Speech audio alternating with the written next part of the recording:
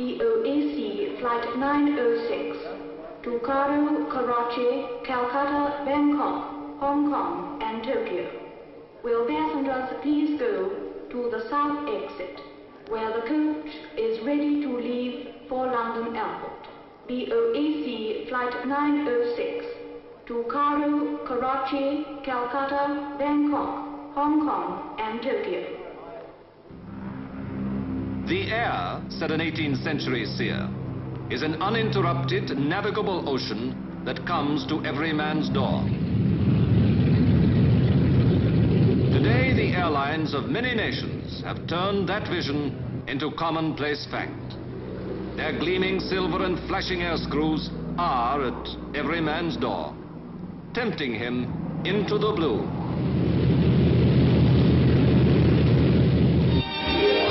At airports, from London to Rio and Dum Dum, you can sample the stir and bustle that never ceases the clock round. Glimpse behind the scenes, the wonders of radio and radar that now, according to statistics, render you safer in the air than in your own home. You can travel 21,184,000 miles before you can reasonably expect to be killed in an air accident. That's over 88 return trips to the moon.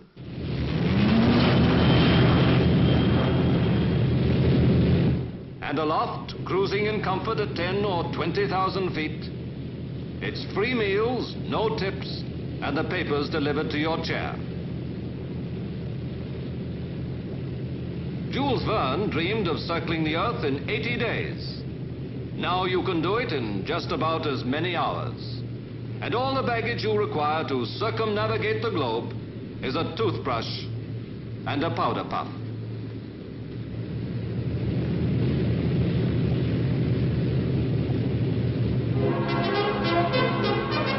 To the United Kingdom, seeking by every means to increase her trade abroad, the swift onset of the air age presents a special challenge. Emerging from the war with tremendous military air strength, but little civilian, our airlines have since then been striving to make up for lost time.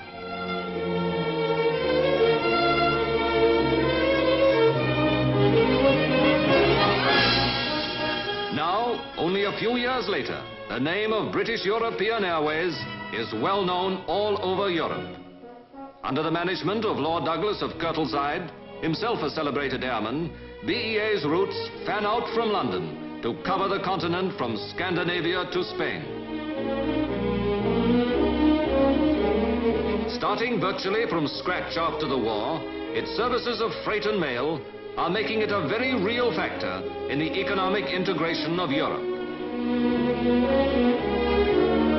Swiftly becoming the largest airline entirely devoted to European traffic, BEA now carries nearly 1 million passengers a year on business or pleasure bent from Prague to Belfast.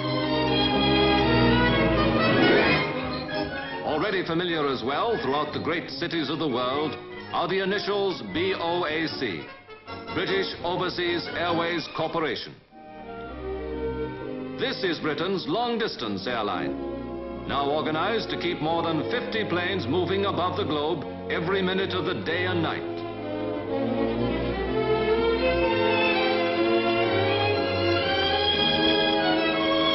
To BOAC's chairman, Sir Miles Thomas, falls the task of supervising nearly 200,000 miles of routes, many of which did not exist before the war.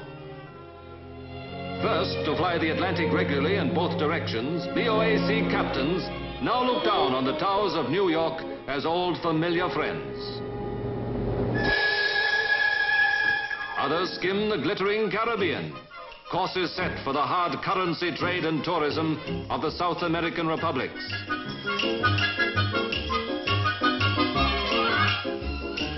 Others again sweep across the lakes of equatorial Africa with the traffic of Commonwealth relations and colonial affairs. And yet others, touching down where the hills of Hong Kong fall to the China Sea, carry to the farthest east the commerce of the Western world.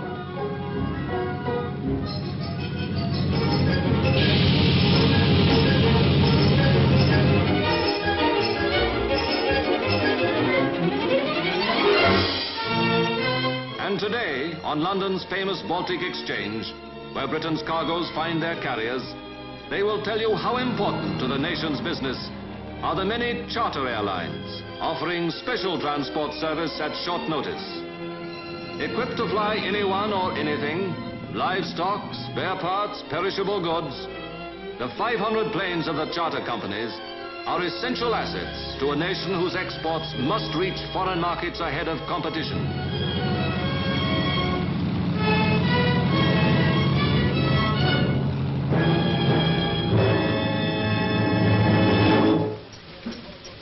But behind the booking halls and front offices, Britain's airline operators well know that swift and successful air development, while vital to national purposes, involves a constant struggle against costs.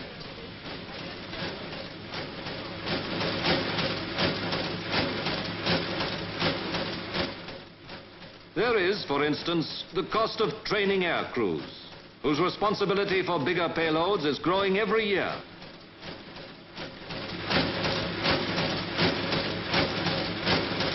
There is the cost of ground staffs, fuel, replacements for aircraft rapidly increasing in size and complexity. There is the cost of courses for new personnel to ensure the polished personal attention without which no modern airline can hold its international clientele. And everywhere, there is competition to face. The keen rivalry of many nations, many powerful lines, each presenting its own special attractions to lure the traveler. For you, the new pleasure of travel in the latest luxury airliners, twice as fast, with personnel whose courteous attention is world famous. I think we ought to have the lettering much bigger. Air India, the route of the magic carpet. A diplomat, a movie siren, a world-renowned musician is usually aboard, and maybe sitting beside you. And remember, breakfast in bed.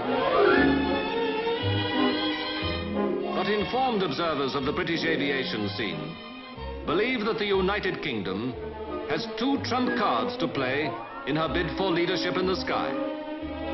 The bold, far-sighted policy of executives like Whitney Straight and her acknowledged genius in the design of new aircraft and engines. They point to Britain's intensive pioneering of gas turbines, prime movers which will outstrip by many hundreds of miles an hour the speeds accepted in present timetables. They point as well to the revolutionary new aircraft now emerging from British factories, the record-smashing Comet, the enormous Saunders Roe long-range Princess flying boat,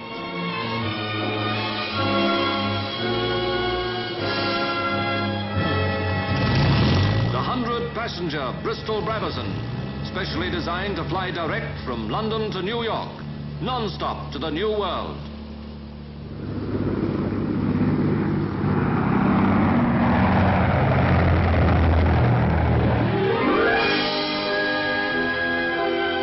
So a nation which once built its business on the mastery of great waters turns now to take up the challenge of the new trade routes of the sky.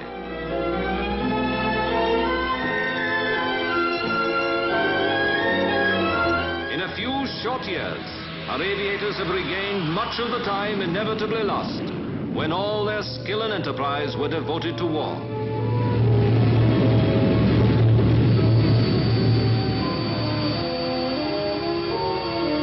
Now, in a world everywhere lifting its traffic into the blue, they believe that Britain's future in the air is safe and sure.